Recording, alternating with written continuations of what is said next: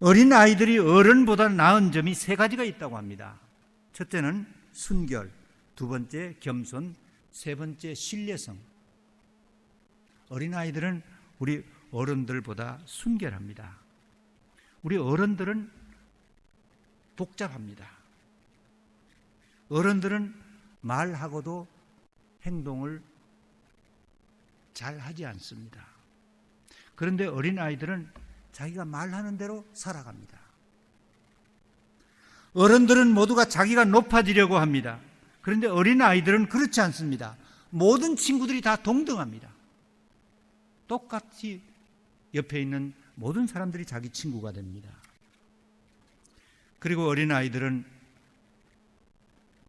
다른 사람을 신뢰합니다.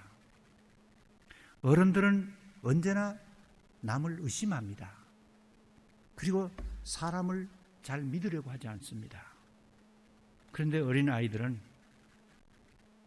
다른 사람을 그대로 믿어주고 받아들입니다.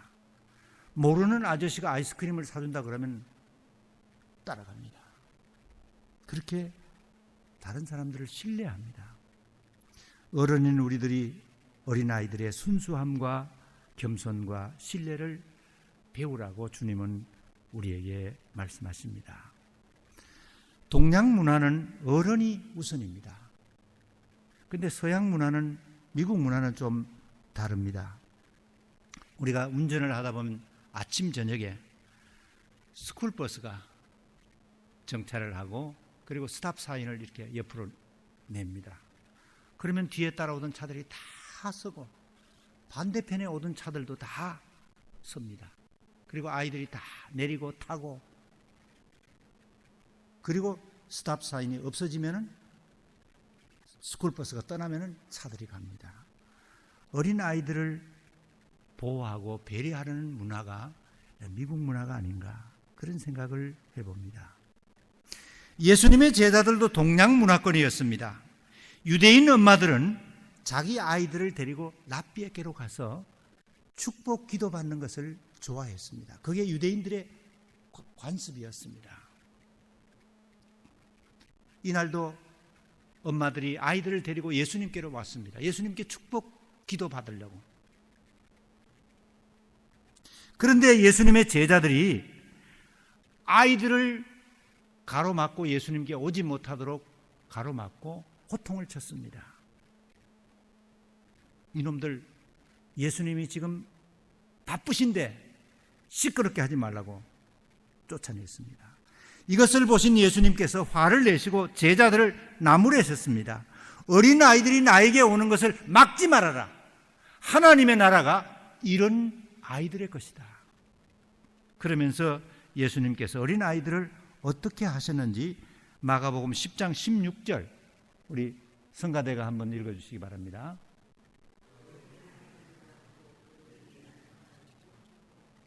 누가요?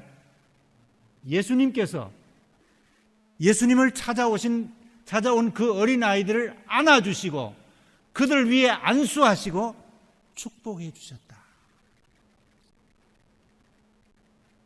예수님이 이렇게 사랑하시고 축복해 주신 어린 아이들을 우리들도 존중하고 잘 대해 주어야 합니다. 예수님을 찾아온 어린 아이들을 하나씩 안아주셨다, 허그해 주셨다, 그 말이죠. 우리들도 교회 와서 어린 아이들 보면은 안아주고 허그해 주십시다. 허그는 사랑과 축복을 전달하는 하나의 수단이기도 합니다. 예수님은 어린 아이들에게 손을 얹어 축복해 주셨습니다. 일일이 하나씩 그냥 도매금이 아니고 하나씩 머리에 손을 얹고 축복해 주셨습니다. 우리들도 손자, 손녀들뿐 아니라 우리 주변에 있는, 우리 교회 안에 있는 우리 어린 아이들 축복해 주십시다. 너 정말 이쁘게 생겼구나. 너 앞으로 크게 되겠네. 너 예수님 닮았어. 우리가 만나는 아이들을 축복해 주어야 합니다. 옛날에 설날이 되면은 아이들이 할아버지, 할머니, 아버지, 어머니에게 세배를 했습니다. 세배를 하면 어른들이 세뱃돈을 일일이 주셨습니다. 그 왜 주셨을까? 여러분 그런 생각해 보셨어요? 왜 할아버지, 할머니, 아버지, 어머니가 우리에게 세뱃돈을 주셨을까? 제가 가만히 생각해 보니까 어른들이 어린 자손들을 축복한 것이다. 이렇게 돈을 나눠주시면서 너희들 앞으로 잘 살아라. 행복해라. 어른들이 자녀들을 축복하는 문화가 우리 문화였다. 그런 생각을 하니까 그 세뱃돈이 얼마나 소중한가를 다시 알게 되었습니다. 우리가 어른들이 우리 자손들을, 어린 아이들을 축복하는 또 한 가지 방법이 있습니다. 아이들을 교회로 데리고 오는 겁니다. 우리 아들, 딸들, 손자, 손녀들을 교회로 데리고 와야 합니다. 우리 아이들이 교회에 와서 예수님의 말씀을 듣고 배워야 합니다. 우리의 자손들이 예수님을 닮아가는 것, 그것이 우리가 우리 아이들을 축복하는 길이라고 생각합니다. 1992년에 세계 기독교 교육자 대회가 열렸을 때였습니다. 러시아 대표가 와서 연설하면서 이런 말을 했습니다. 70년 전에 러시아가 하나님을 추방했습니다. 하나님을 가두었습니다. 그리고 하나님의 말씀을 가르치지 않았습니다. 그 후에 러시아에 엄청난 사회 문제가 발생하였습니다. 이제 우리는 하나님을 다시 모시려고 합니다. 이민 와서 살고 있는 우리들도 우리 자녀들에게 하나님을 가르쳐야 합니다. 어쩌면 이것이 우리가 집을 물려주고 재산을 물려주는 것보다 더 소중한 유산이 아닌가 생각합니다. 두 번째로, 부자도 천국에 들어갈 수 있는가 하는 질문을 오늘 본문에서 찾게 됩니다. 마가복음 10장 25절에서 27절 우리 남자반에서 읽어주시기 바랍니다. 시작.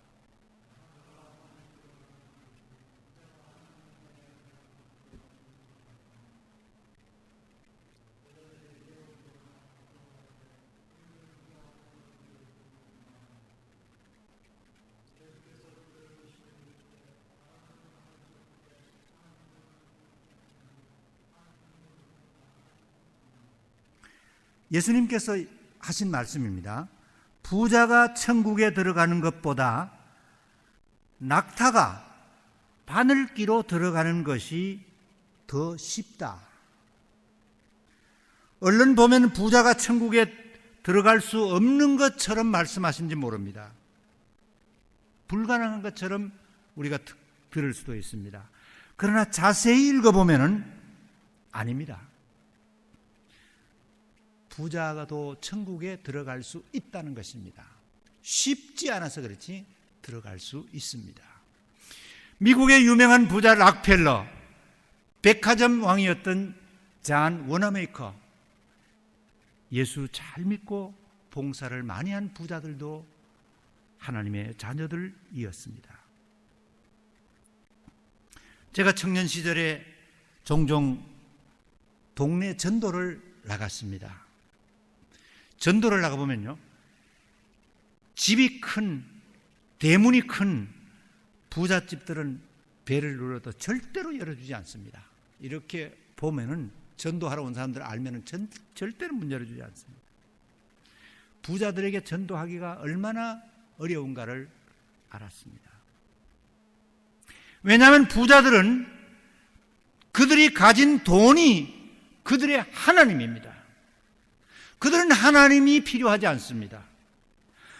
돈이 많은 부자들은 하나님 없이도 얼마든지 편하게 살 수 있고 하나님 없이도 얼마든지 행복할 수 있다고 믿기 때문에 하나님이 필요치 않습니다.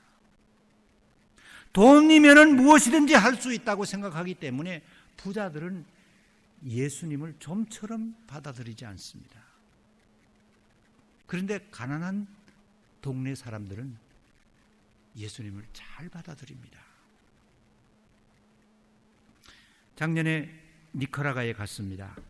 니카라과는 남미에서 두 번째로 못 사는 가난한 나라입니다. 노방전도팀이 이렇게 집집마다 다니면서 전도를 하다가 구멍가게, 그로서리에 가게 됐습니다. 그 구멍가게는 옛날에 극장처럼 이렇게 창문을 하고 거기다 구멍을 이렇게 뚫어서 돈을 주면서 비누를 달라면 비누를 내주고, 돈 먼저 줘야 됩니다. 돈을 주면서 또 뭘 달라 그러면 내줍니다. 그 창구로. 근데 그 가게 주인이 남자였습니다. 더운 나라니까 반바지만 입고 옷도리는 안 입었죠. 그래서 우리 전도팀 5명이 가게 안에 들어가서 복음을 제시했습니다. 한 10분 동안 복음을 제시하는 동안에 밖에서 물건 사러 온 사람이 있잖아요. 줄을 쫙 서 있습니다. 그리고 제일 앞에 있던 사람이 좀 성질이 급했는지 문을 두드리더라고요. 그러니까 이 가게 주인이 뚱뚱한 아저씨가 기다리라는 거예요. 손을 기다리라는 거예요. 아무 말도 안 하고 그냥 계속 기다리는 거예요. 밖에서. 다 기도하고 왔습니다. 가난한 사람들이 얼마나 복음을 잘 받아들이는가를 알 수가 있었습니다. 예수님께서 심령이 가난한 자가 복이 있나니 천국이 저희 것임이라는 예수님의 말씀이 옳구나 하는 것을 보았습니다. 부자나 가난한 사람들이나 복음을 듣고 그 영혼이 구원을 받았다면 이것이 가장 큰 복입니다. 예수님을 찾아왔던 젊은이가 있었습니다. 예수님이 청년에게 말씀합니다. 자네, 안식일을 거룩하게 지키라. 나 외에 다른 신을 두지 말라. 내 부모를 공경하라. 도적질하지 말라. 간음하지 말라. 10계명을 잘 지켰느냐?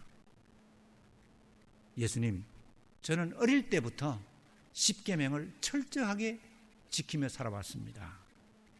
그때 예수님께서 당신에게 한 가지 부족한 게 있다. 당신이 가진 재물 다 정리해서 가난한 사람들에게 나누어 주고 그리고 와서 나를 따르라. 예수님의 말씀을 들은 청년이 실망하고 예수님을 떠나간 사건입니다. 그러면서 예수님께서 하신 말씀이 부자가 천국에 들어가는 것이 어렵다고 말씀하신 것입니다. 그러나 사람의 생각으로는 어렵지만은 하나님은 하실 수 있다고 말씀하셨습니다. 부자에게 기회가 주어지면 우리는 그들에게도 복음을 제시해야 합니다. 하나님은 부자도 예수 믿어 구원받기를 기다리고 계십니다.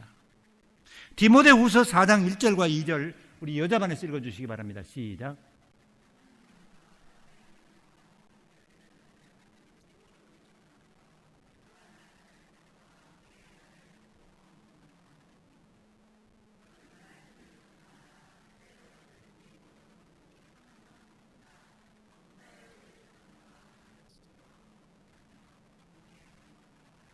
성경은 우리에게 말씀합니다. 너는 하나님의 말씀을 전파하라. 때를 얻든지 못 얻든지 부자나 가난한 사람이나 항상 복음을 증거하고 예수를 전하라고 말씀하십니다. 끝으로 오늘 본문에 주님을 위해 살면 어떤 보상이 있는가? 베드로가 한 질문입니다. 예수님이 아시는 대로 나는 부모와 자녀들과 배를 다 팔아서 처분하고 예수님을 따라왔습니다. 나에게 무슨 보상이 있습니까? 베드로가 예수님께 한 질문이었습니다. 우리가 한 주간 다른 사람 가게에 가서 일을 하면은 토요일 날 주급을 받습니다. 한 달간 직장에 나가서 일하면은 월급을 받습니다. 그런데 우리의 일평생 주님과 주님의 몸된 교회를 위해 헌신한 사람에게 어떤 보상이 있는가? 그 질문입니다. 예수님은 두 가지 보상이 있다고 대답해 주셨습니다. 첫째, 이 땅에서 보상을 받는다고 약속하셨습니다. 마가복음 10장 28절 성가대기 읽어주시기 바랍니다.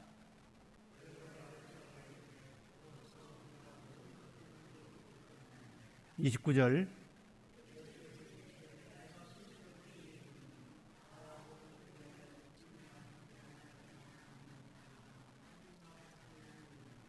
(30절)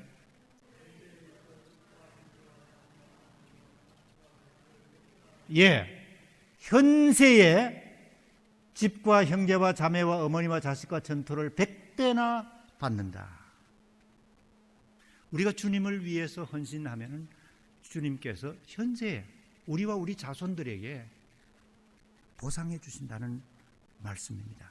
누가는 여러 배를 받는다고 기록하고 마가는 100배를 받는다고 기록했습니다. 아버지와 어머니를 100명이나 받겠습니까? 꼭 문자적으로 100배가 아니고 우리가 주님을 위해서 헌신하고 희생하면 주님께서 이 현세에 갚아주신다. 보상해 주신다. 많이 갚아주신다. 그 말씀입니다. 요한계시록 22장 12절 우리 다 같이 읽겠습니다. 시작. 보라 내가 속히 오리니 내가 줄 상이 내게 있어 각 사람이 그가 행한 대로 갚아주리라. 보라 내가 속히 오리라.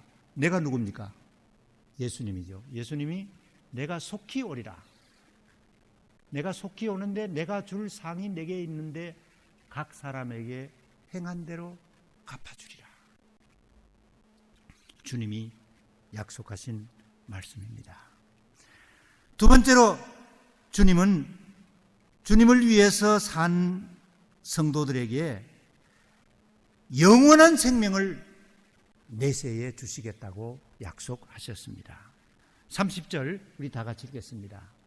현세에 있어 집과 형제와 자매와 어머니와 자식과 전토를 100배나 받되 박해를 겸하여 받고 내세에 영생을 받지 못할 자가 없느니라.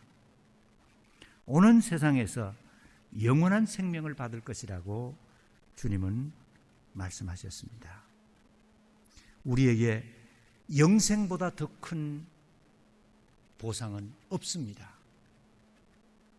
우리가 이 세상을 떠나고 난 뒤에 받는 보상 가운데 영생 외에 다른 물질이 필요 없습니다. 영원한 생명, 이 영원한 생명을 주님은 주님을 위해 산 우리들에게 주시겠다고 약속하셨습니다. 우리 모두 주님과 복음을 위해서 살다가 주님이 다시 오시는 날 주님이 주시는 영원한 생명을 누리는 우리 페리세이드 교회 성도님들 다 되시기를 주님의 이름으로 축원을 드립니다. 기도하십시오.